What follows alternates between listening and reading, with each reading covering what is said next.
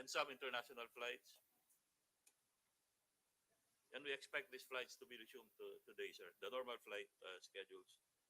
For the status of seaports, 43 ports were reported with suspended operations. A total of 2,882 stranded passengers are also reported. As for the stranded passengers, the LGUs are taking care of the requirements, mga pagkain, sir. And we expect that today everything will be normal. Yun na nga. Those 200, the LGUs will attend to them habang nandun sila. Yes, sir. Who's Yes. arranging for their passage back or wherever they want to go? Yes, sir. Our regional agencies are also there, sir, and in coordination with the LGUs. Para basically, para makauwi na sila Yes, or sir. go Yes, to sir. wherever they're going. Yes, sir. Oh. All right.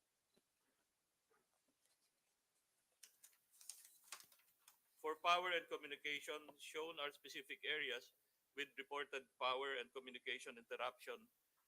As of last night, sir, while we were monitoring the onslaught of typhoon, uh, we were able to contact all the provinces through the AFP, and we were able. The our administrator of the OCD was also able to talk to the mayor of Pulilio last night, sir. So meaning hindi talaga naputol yung mga communications natin all throughout hanggang mga dinaanan ng bagyo. Tinawagan po natin ito lahat. Yes, sir. In terms of class and work suspension, all government work and school levels in regions NCR, CAR 1, Region 2, 3, 4A, and 4B, and 5 have been declared as suspended on 26 September 2022, this day, sir. Now for the actions taken.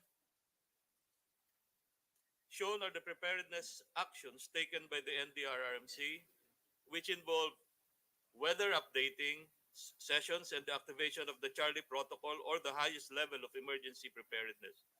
As for the response actions, the Emergency Operations Center and response clusters have been activated. Virtual EOC or Emergency Operations Center briefings were conducted and monitoring is ongoing up to the present. In terms of public warnings, shown are the total NDRRMC advisories as well as the emergency alert and warning messages issued to the public. As the result, next slide please. As the result of the pre-disaster risk assessment, the NDRRMC directed for the activation of emergency preparedness and response protocols. All the regions at high risk have been directed to activate Charlie Protocol, which is the highest protocol for emergency preparedness. As you can see, sir, sa Charlie Protocol, all our protocols, there are a checklist of actions that has to be complied with. So shown is the checklist of actions for Charlie Protocol that must be undertaken by the high-risk regions. Part of the actions of the NDRRMC is the activation of interagency response clusters in anticipation of the impacts of Karding. Several response clusters have been activated as shown. Also, other response clusters are on standby. For food and non-food items, or the cluster, the food and non-food items cluster led by DSWD, shown is the summary of standby funds and stockpile of family food packs and non-food items. This is over and above yung mga naka-stockpile sa provinces and sa locals. For the health cluster led by the DOH, a total of 83 million worth of assorted drugs and medicines, medical supplies, and other commodities were made available and prepositioned in the said regions. Also, a total of 1,356 medical responders are available. For logistics, led by the OCD, shown are the total available transportation assets for air, land, and sea operations. These assets are committed by various agencies to include partners from the World Food Program. Also, part of the logistics operation is road clearing. Shown is the summary of road clearing and engineering assets by the DPWH.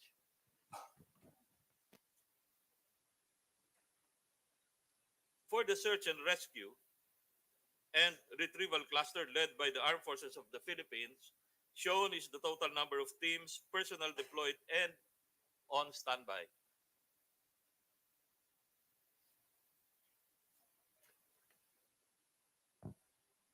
For the education cluster led by the Department of Education, next slide. Yes, schools being used as evacuation centers are monitored and supervised, as shown, sir, the number of schools. Next is the emergency telecommunications led by the DICT. Shown is the summary of communications resources deployed, the quantity and areas of deployment.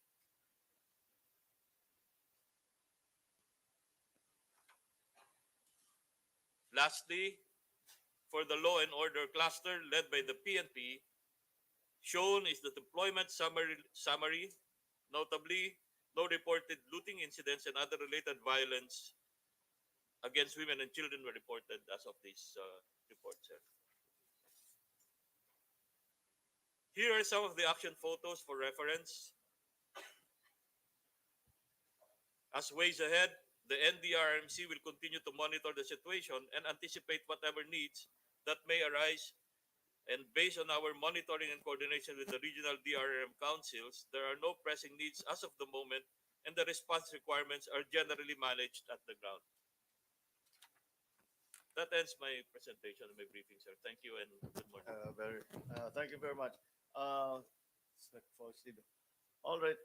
As I think, as you might have noticed, I put great emphasis into yung prepositioning to prepare as much as possible. Kaya maganda, yeah, I'm happy to note that we have many assets, we have mga sasakyan, yung mga goods, whatever it is that we will need, pati na yung ano, they're already available, ready to go.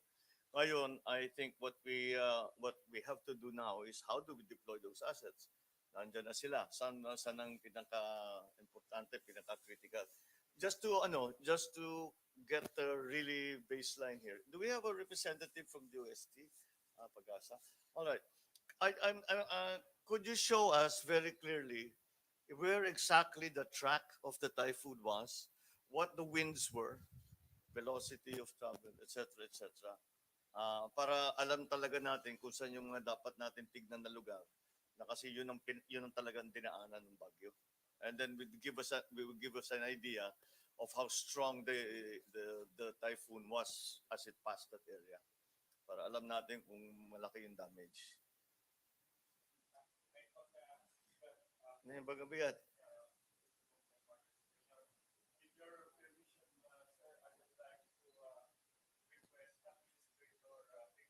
Okay, sure.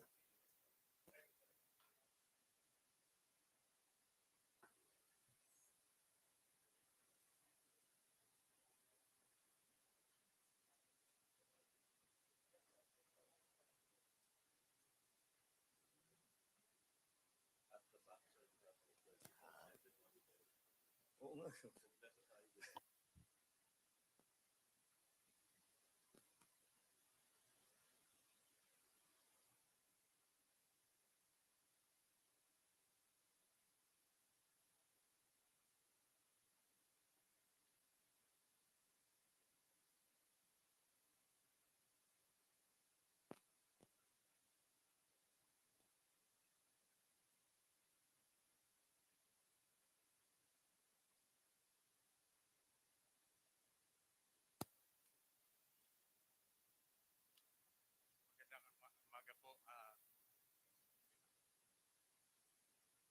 Magandang umaga po, Excellency Bongbong Marcos Jr. po.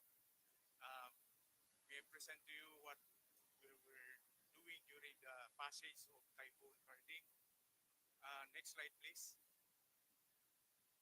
Here is the animation of the satellite that we are receiving every 10 minutes. We receive at our office in Pag-asa through our receiving stations. During the passage of Karding, this is the latest satellite, yeah, 5 a.m. that we have just received this morning. Uh, the circle there is the position of Typhoon Karding during 5 a.m. And it is west of Santa Cruz, Zambales already. And it's going towards the West Philippine Sea, exiting probably during this night in the Philippine area of responsibility. Next slide, please. Yes, yes. And this is the track of the typhoon that we have been uh, monitoring during the past, starting in 2024. It it developed inside the Philippine area of responsibility, but on Wednesday we included the forecast of a low pressure area that was developing into a tropical cyclone, then into a typhoon on Wednesday. Then on Thursday or Friday, we have conducted a press conference regarding this weather disturbance. Next slide, please. The timeline. Next slide, please. The timeline was we issued first warning on September 22. That was on Thursday. We showed a generally westward track with a landfall scenario and will cross Central Luzon, Cordillera area by September 24. That was yesterday. September 24, landfall was forecasted on Sunday, yesterday, evening with an intensity of typhoon category. Please. On September 25, that was yesterday, we updated the typhoon or the tropical cyclone into super typhoon category. We call this as explosive intensification, which is about 65 kilometers per hour increase from the previous 24 from the uh, previous status. All right. Sige. At least now we have a good idea. Wala nang kasunod to. There's nothing. Wala. There Sa are ngayon po, no. wala po. There are no weather formations coming up from the east. Wala po tayong Okay, nakita. so we can Pero do a meron bit. tayong radar Uh, image na nakikita po natin from Okay. kung eksaktong talaga kung saan siya dumaan. All right. Sige, maliwanag naman yung track niya. Hindi naman siguro babalik yan kagaya niyo. Now, I think what we need to do now is to assess what the are. So can we hear from this report ninyo from the areas na Yes, sir. Good morning, Mr. President, and fellow morning. cabinet members. Good morning. Um, as of 1 a.m. this morning, sir, I was informed already that food packs were distributed in several evacuation centers since last night. We have a preposition food items, and non-food items in different areas. how many people are still in the evacuation centers? Sir, we were very close with the OCD, 10,000 to about 13,000 families. That's the same as your Yes, sir. number. Because of the preemptive evacuation. All right. So, kagabi pa lamang po, Mr. President, namimigay na po kami ng mga pagkain, including those stranded sa mga pier po, dyan sa Batangas Port, dyan po sa may Sorsogon. Pinapakain din yan. Pinapakain na po ng DSWD, sir, kasi sinagot na ho natin. As we speak, sir, nagdi-distribute na po ang DSWD ng mga food sa mga iba't ibang evacuation centers this morning hanggang kagabi pa. May mga ilang problems lang po kami, sir. We need air access. That's why I told Secretary Faustino I might borrow his helicopter or airplane, sir, to airlift some food items sa mga islands. Saan banda? Pulilio po at Pulilio. saka other islands, sir. Catanduanes also, sir. We might need those air assets. What's the condition there? Anong report sa'yo dun sa Ang yung mga yung Pulilio Island And then yung sa eastern side na unang tinamaan. Hindi pa po nakakababa yung regional director ko doon, sir. We Yeah, will be wala pa flying eh, after maaga this pa eh. meeting, sir. Yeah, antayin natin yung mga report nila. Actually, Mr. President, after this meeting, Ano I'll yung be flying. pinakamalapit mong storage na ano, Diyan po sa preposition? Quezon, sir, Quezon. So Where? it is up In there, ano? Quezon province. Yes, sir. And then we also have, sir, dito po sa National Regional Operations Center namin, NROC sa Pasay, sir. We can bring it to the Air Force, to Villamor, so that they can airlift it to Polillo Islands and several islands po around Quezon, around in Region Anong 4. airlift? What will they bring? Anong dala na sa airlift? Mga food packs, sir. Yung Food mga food pagkain. boxes at saka water, sir. Like Water. you have instructed me. Oo, So we purchase laging ano water yan, yung bottles. tubig Yes, sir. Opo. Yeah. Okay. So anong in your estimation sa inyong mga areas na talagang nangangailangan ng tulong? Region 4A, sir. Yung dinaanan po talaga yung truck ng typhoon. Oo. Metro Manila, we have evacuation centers in Marikina. Yeah. And Region 3, sir, yung talagang dinaanan po ng Typhoon Karding sa mga evacuation centers. Yun lang po yung nasa evacuation centers po yung problem natin.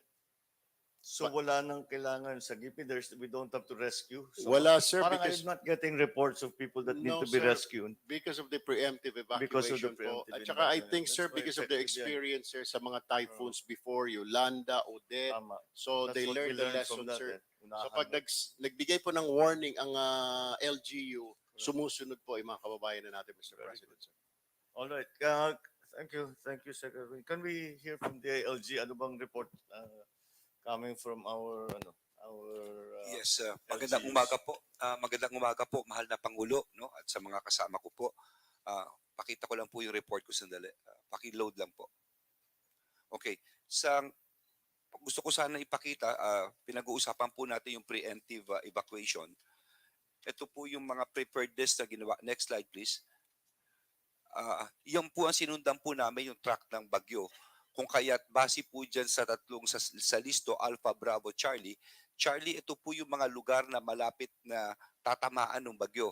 Sila ay within, kung di ako nagkakamali, a radius of 160 kilometers from the center.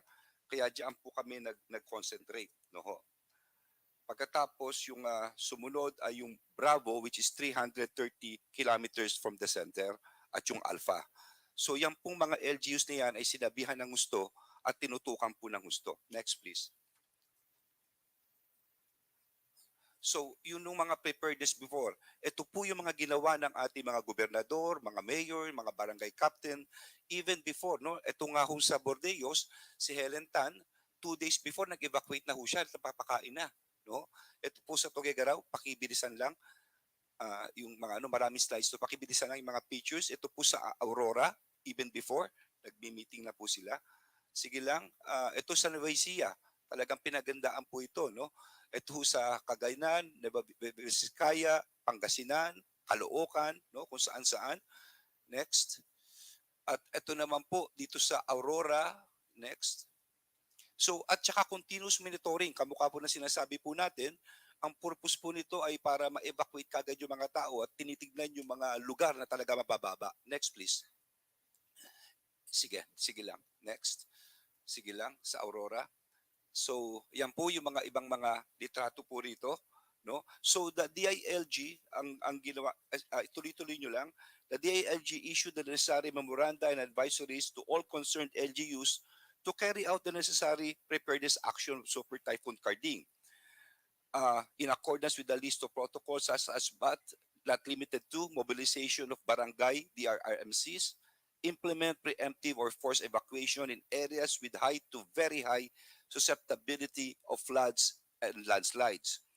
On the LGU general preparedness measures, concerned LGUs have convened their respective local DRRMCs and conducted pre-disaster risk assessment PDRA meetings. Napaka-active po nila rito, yung mga chief executives po natin, and activated all concerned BDRRMCs and currently conducting preemptive force evacuations as well as informed punong barangays of weather advisories. Nagka-problema ba tayo sa evacuation na yung nagre-resist na ayaw umalis?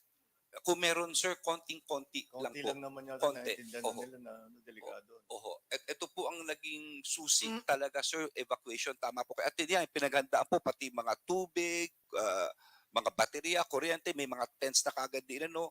At napakaganda naman ng preparasyon dahil nasanay na po no. Yan, nakita nyo, halos bago pa yung mga tents ng iba. Sige lang, pakituloy lang yung pictures para makita ng presidente. So, nag-conduct din po ang DILG, tinawagan lahat ng mga governors, ang mga mayors, at nakakatuwa naman ang mga local chief executives sa CAR, halos 100% ang present, no, sa mga gantong pagpupulong. Sa NCR, ganun din. Sa Region 1, 96.8%. Sa Region 2, 94.6%. Region 3, 100%. Region 4A, 100%. Region 4B, 89%. Region 5, 94.7%. At as of 5 o'clock, tama po si General Faustino, yung pong number of evacuees ay nakalagay na rin po dito. Ito po mga preemptive evacuation from Abra, Kalinga, Mountain Province. Ang total po nito ay sa CAR ay 758, sa Region 1 ay 821, sa La Union at Pangasinan. Ito po lugar ng Bangar, Alaminos, Alcala, Anda, Basista, Bayambang, Dagupan, Urbistundo. Sa Region 3, ito ay umabot ng 390 sa Isabela, Nueva Vizcaya, Quirino. Yung chart na yan na ngayon as of 5 a.m. ata nakalagay dyan. Yes, As sir. of 5 a.m. yan ang evacuees natin. Yes, sir. Yan po ang nakuha Sige. po naming Para data. alam natin yung number. May breakdown din po kami per municipality, Mr. President. Sige lang. Oho. So, sige po. So, yan na po yun. Medyo mahaba-haba pa po itong mga breakdown. Hindi ko na ho tatapusin. Sige, you go ahead. Kailangan pa natin malaman. We have to find out what's the situation. Yes, sir. on the ground. So, sa Bulacan, tapusin ko lang po, no, sa Aurora, it's 25,358. Ito ang Baler, Kasiguran, Dilasag, Dinalungan, Dingalan, Dipakulaw. Sa Bulacan, kulang-kulang families, there are 1,985 families and 7,337 individuals. Ito yung mga lugar na anggat, no, yung malalapit po sa mga dam, Balagtas, Baliwag, Bukawi, Bulacan, Doña DRT, Giginto, Malolos, Norsagaray, Obando, Paumbong, Plaridel, San Ildefonso, San Jose del Monte City, San Miguel, San Rafael, Santa Maria. Sa Nueva Ecija, ganun rin po, 1,031 families and 3,872 individuals. Sa Pampanga, 513 families and 2,127 individuals. Sa Tarlac, Sambales din po.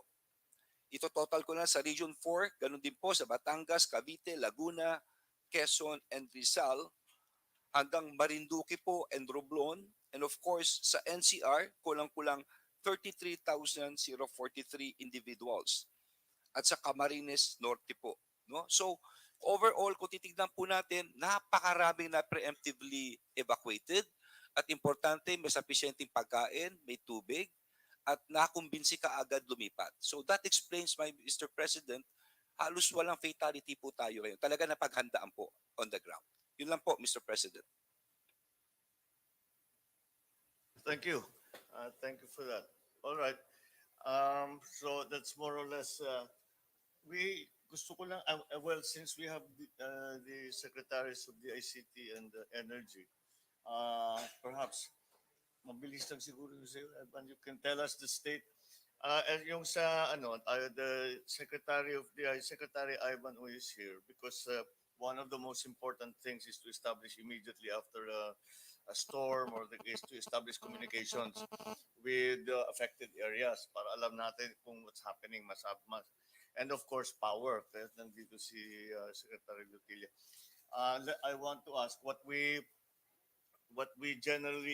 have been doing before, even before I took office, was pag kami disaster, nagpapadala kami ng mga facility na truck para mag-provide ng Wi-Fi connection. So let's ask Secretary Uy to update us on how that's going. Thank you very much, Mr. President. Well, so far, Well, I just have it on my iPad though. So far, in terms of telecommunications, two areas lang ho ang nag-down ng telecommunications as was reported by uh, SND, SDND is one is in the Ilocos Norte and the other was in Quezon.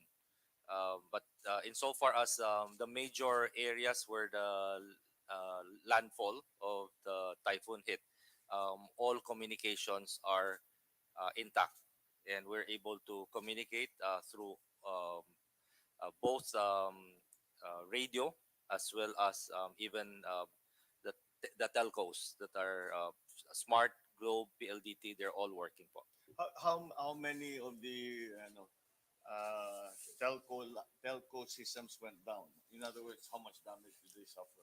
How So much far, did we they have to not. make up for? So far, we have not reported any for now. Mukhang ganun nga eh. They're Yeah, all I think- they're I all able to communicate Yeah, po. that's right. Um, Alright. So the the our units were didn't not all of them were used. They were all pre-deployed and Yeah. still waiting. So far, we're waiting if there are any remote barangays or anywhere that could not communicate. But for those areas that are in constant communication, there are no interruption. So it's still our telcos have already developed a very resilient facility where contingencies are already pre-deployed even before the typhoon hit. And we have also all the mobile um, um, communication systems loaded on trucks with VSATs, all pre-deployed in those areas, awaiting any more updates if any system goes down. But so far, good news is they're all in contact. Very good. All right. So now the next area that we have to think about is the power. Where are the areas essentially? What is the situation in terms of power distribution? Let's ask Secretary Lutilio what the power distribution, what the damages are, when can we expect perhaps for it to come back para alam din natin where to send generators and things like that. So, Secretary, please go ahead. Thank you very much, Mr. President. As of 7 o'clock this morning, the main NGCP lines in the areas affected uh, show that the entire province of Nueva Ecija and Aurora are without power because the main the main highways of power are were down. Last night, when I was at the NGCP control room, we went over the transmission lines that are vulnerable, and we had identified the 69 kV transmission lines that are made of cement and are vulnerable at these speeds of winds.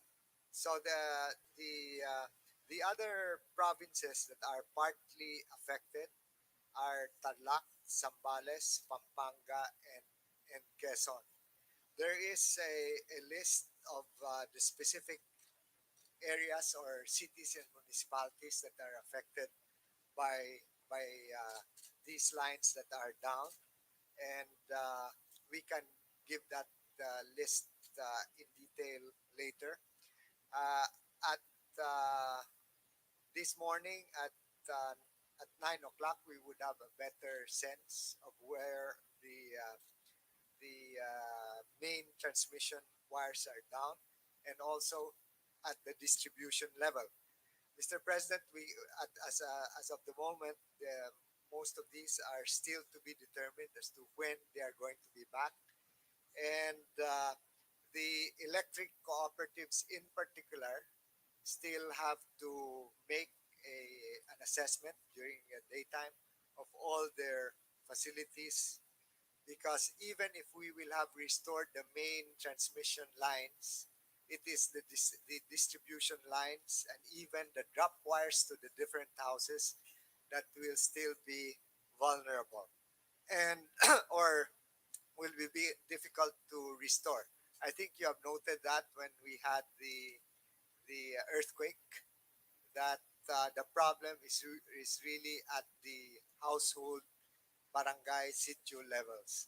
So, but we will try to get the an estimate of when, and really an estimate of what is the extent of the damage and the amount that may be needed in order to rehabilitate the particularly the distribution lines.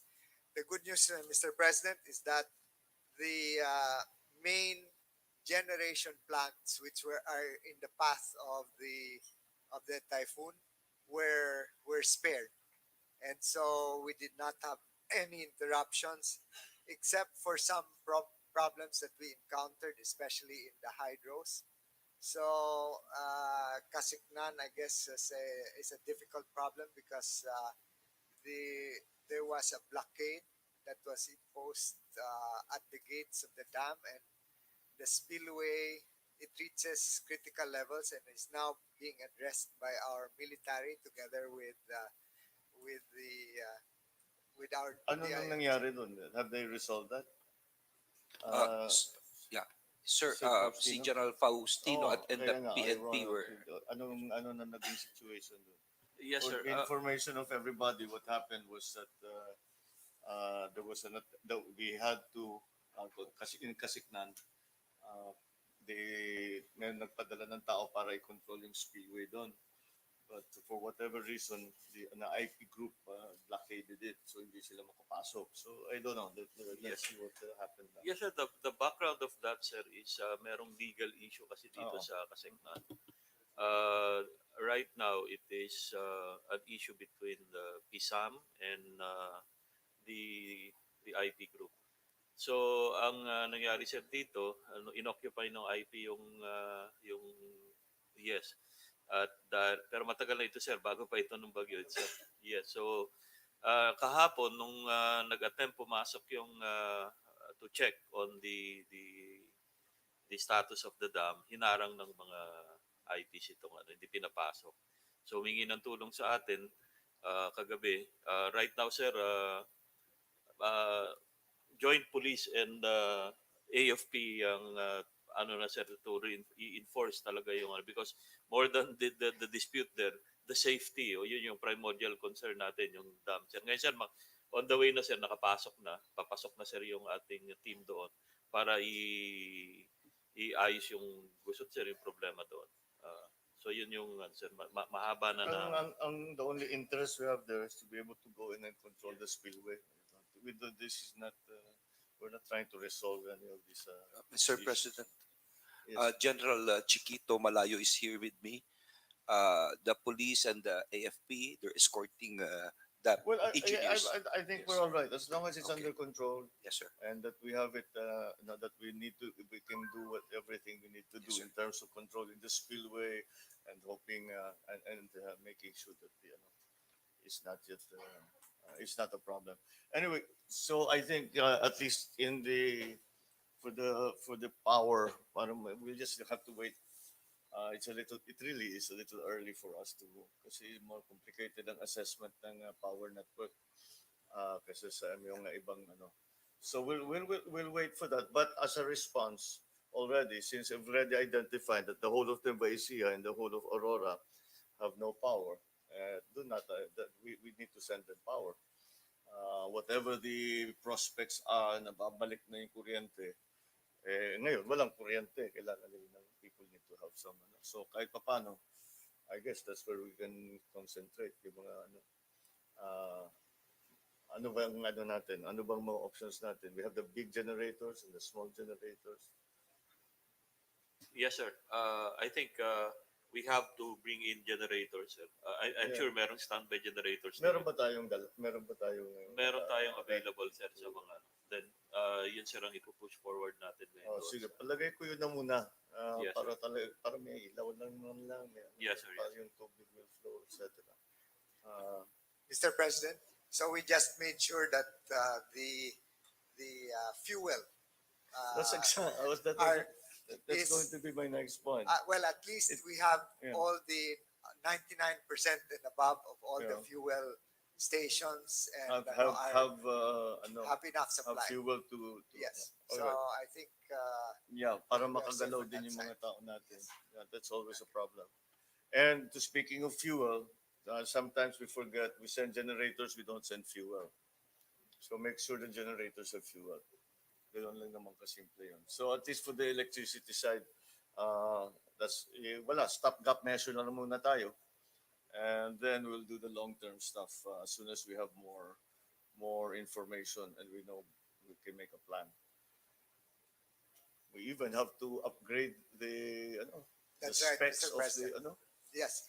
Mr. President, you pointed out a very important point and relating to the Pagasa report. Yeah. This is the second time that we have a very rapid development of the typhoon.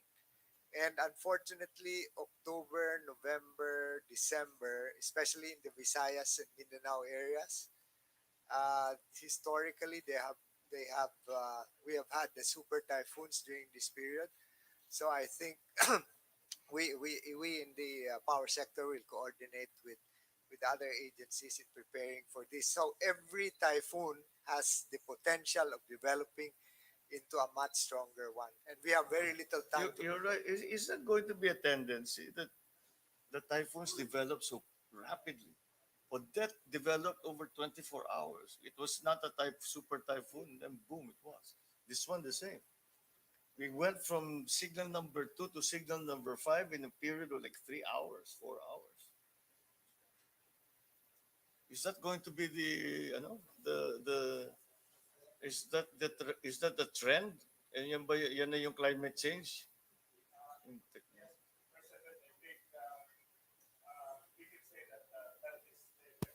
Wala naman tayong ganyan noon eh.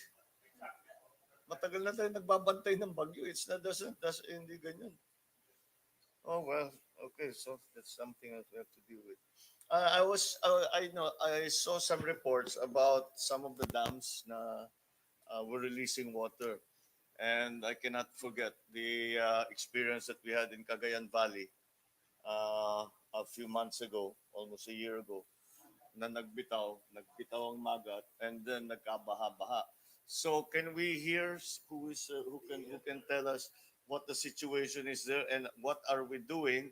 I understand you may have to release water, but how are we making sure that we are not flooding the downstream? Yes po, Mr. President. Bago po dumaan yung bagyo sa You identify yourself and what your agency is. Administrator Vic Malano, Pag-asa po. I- Ah,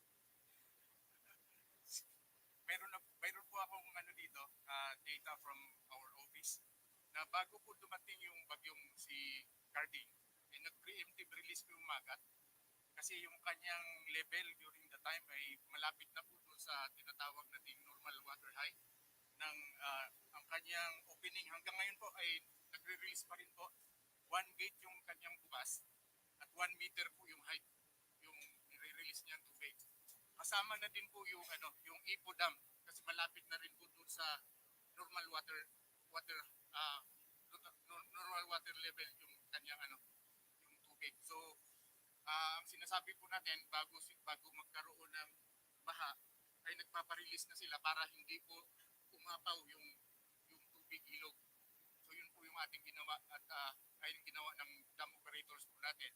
Ang Magat po ay operated by NIA at yung yun po namang Ipo ay sa NWSS po.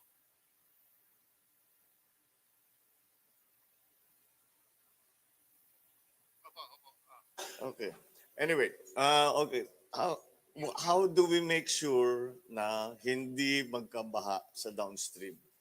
Kaya po ginagawa yung preemptive release po. Ginagawa yung? Preemptive release po ng tubig. Hmm. So yun yung ginawa during the past 2 days ng Magat. Did you have to evacuate ng tao sa downstream pag bitaw niya ng tubig? Binibigyan po natin ng 6 hours before mag-release po. Binibigyan po natin ng abiso na magre-release po tayo. Oo. At ito po yung sinasabi. Bakit inaabutan talaga sila? Mayroong mga critical areas. May mga areas na inaabutan sila. Opo.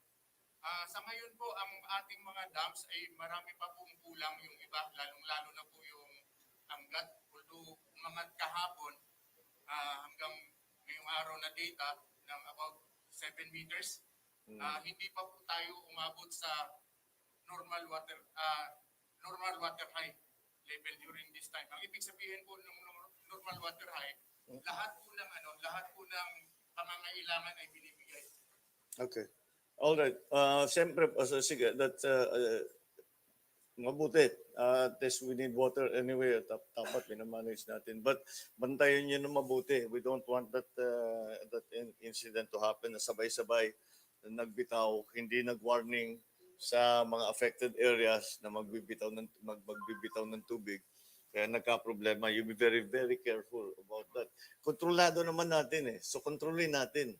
Huwag tayong the coordination required is going to be important na if Ipo Dam, Magat, hindi yung basta hindi kayo nag-uusap.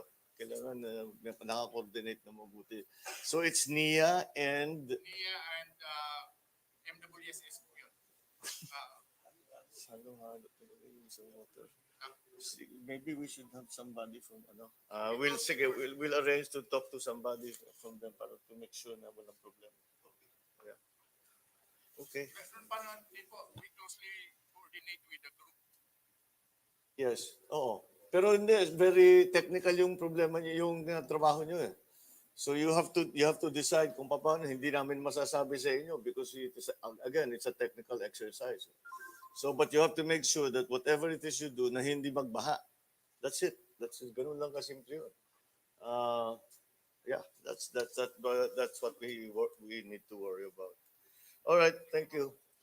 Sige, I think at this point we'll ask you if you're here to explain to us if there are any particular issues when it comes to healthcare and ano ba yung report natin sa injuries. Do we have casualties? Yusek, please go ahead.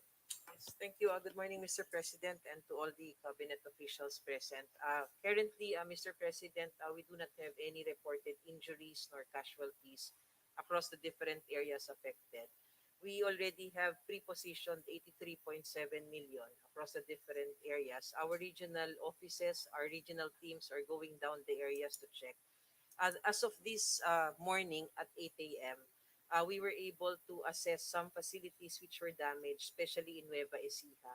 We have one rural health unit which was damaged, although it was just minor. Nabasag po yung salamin dun sa kanilang facility. But they continue to function. May damage, but they're functioning. Yes, Mr. President, they continue to function, although Did you have to evacuate patients out of the hospital? no, Mr. President, see. none of the patients were evacuated, although our hospitals were on standby. Also, we have a damaged infirmary. This is a lower level facility also in Nueva Ecija, where the roof of the hospital was ripped off. So meron isang area sa lobby po yun at saka sa emergency room. So nailagay yung mga pasyente naman sa ibang area ng ospital. This is just a small facility, infirmary lang naman po. And our people are on the ground already doing the repairs. We also have leaking roof in our mega TRC. This is our big isolation and quarantine facility in Palayan City, Nueva Ecija. So ngayon po inaayos na rin. We have funds to repair all of these facilities through our quick response funds at nandun na po yung region. What we are really watching out for right now would be the power interruptions because of our vaccine storage for COVID-19. So we already have pre-positioned our generators in Nueva Ecija so that we can maintain the storage of our Saan galing? Who will provide it?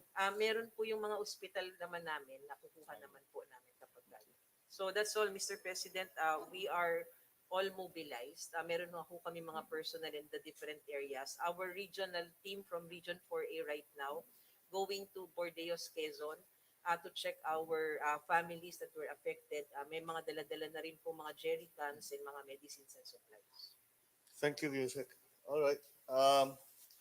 Well, I think that we may have gotten lucky at least this time, a little bit. But I think though it's clear from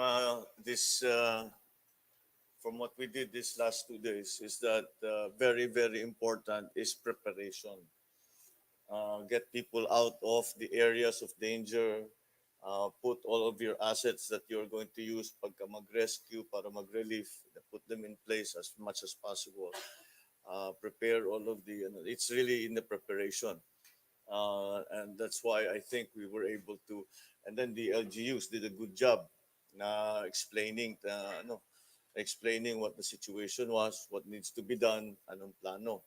So I think this is a good illustration of how that can really help. So that's the approach we will take always. That's why we need good weather forecast from Pag-asa to give us as much time as possible to prepare. And then, since we've done this, all of us here in this room have done this so many, many times. We really should we know what we need to do. We just have to go and do it. And it comes back down to the coordination between, and I think, kung tignan natin, kaya yung preemptive evacuation, kaya naging successful yan dahil ka-partner natin na mabuti yung LGU. Kasi sila ang magaling gumawa dyan na sabihin sa tao nila na lumipat na sila at may bagyong parating. So that coordination is always very important. So I think it's not yet over, hindi pa tayo mag-stand down until I think the point that we can say we can stand down is when the majority of our evacuees are already in their back home. Do we have any idea kung kailan sila makakabalik? Mr. President, depende po yun sa LGU eh. Yung ibang, pero pag yung mga houses nila are damaged, sir, hindi sila makakabalik agad. But we have enough food, sir, to sustain hanggang 2 weeks pa, sir, while they're repairing their homes. Pero yung mga wala naman pong damage sa homes, kadalasan report lang po sa amin, binaha, naputik yung mga gamit, damit, maglilinis lang sila. So makakabalik po yan maski ngayong hapon pag wala ng tubig, Mr. President. Good. Wala pa yung report na damage, completely damaged, partially. Wala pa akong Wala pa po, nila sir. nagagawa. They haven't gone out yet. Well, hindi pa ho nakaka-uwi yung iba, sir, kasi mataas pa yung tubig. Pero magkakaroon ho kami ng aerial survey mamaya, sir, sa DSWD. Oh, sige. Mr. President. Basta we make sure na kung sino yung nasa evacuation centers pa. Suportado, they have everything. They have may kinakain. Yun lang naman ang kailangan natin gawin until it's time for them to go home. Pero ang isa pong hinihingi namin, sir, is kagaya po niyan, pag gumanda na po ang panahon, dahil ginagamit talaga mga eskwelahan as evacuation centers, we really need to have an evacuation center in every municipality, lalo na po yung mga typhoon at flood-prone areas. Why do you say that hindi na pwede Kasi yung sir, school pag building? maganda na ang panahon, may araw nandoon pa rin po yung mga evacuees na nasira ang bahay nila. So hindi po yung mga estudyante Hindi magsisiksikan sa magamit ibang yung classrooms. eskwela. Oo, ginagamit po. Kaya ang talaga pong dapat sir, meron tayong sariling evacuation center every time para hindi po nadi-disrupt yung mga pag-aaral ng mga bata pag maganda na po panahon. Ano ka nga can you conduct a quick study?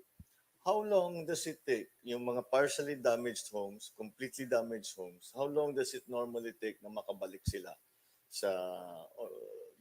umalis sila sa evacuation center? In the experience of the DSWD over the many years na nagkakabagyo tayo, nagkaka-disaster tayo, pagka yung pamilya na partially damaged ang kanilang tahanan o fully damaged, how long does it take them to get back? Usually, hindi ba? Ang based on experience sir, tops Para po. alam natin kung ano yung pangangailangan. Kung mga nawala lang po ng bubong, usually bubong sir nawawala eh. Usually sir, 3-4 days sir, pag nabigyan na po natin ng AIC sir yung family, nakakabili sila ng Doon tayo materials makatulong. so they can go home. Oh, sige. All right. That's a good point yung sa evacuation center. Well, anyway, as I said, the key to this is marami naman magkikritik pa naman tayo nito. But I think that the preparation that we did all day yesterday just making sure that everything was pre-positioned. We had a plan for whatever would happen. We were ready for all of this. I always, when I, you might think that we overdid it. There's no such thing as overkill when it comes to disasters. So tama ito. You put everything in place and kahit mabuti na yung sobra kaysa sa kulang. Well, all right.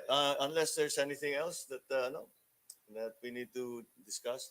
Okay, I think let us proceed as we have been going. We monitor it clearly. Pag may lumabas na pangangailangan, somebody humingi ng tulong, then we will go and do it. We will wait for further information from the technical people in the Department of Energy. So that we know how we have to tell the people by tomorrow, by the day after tomorrow, baka pwede na. The hospitals, just get them back to full function, and our communication seems to be all right. So that's in place. The SWD has sufficient supplies to provide for those who are displaced. All right. I think that covers it. If there's anything else, please immediately just get in touch with me. Thank you very much.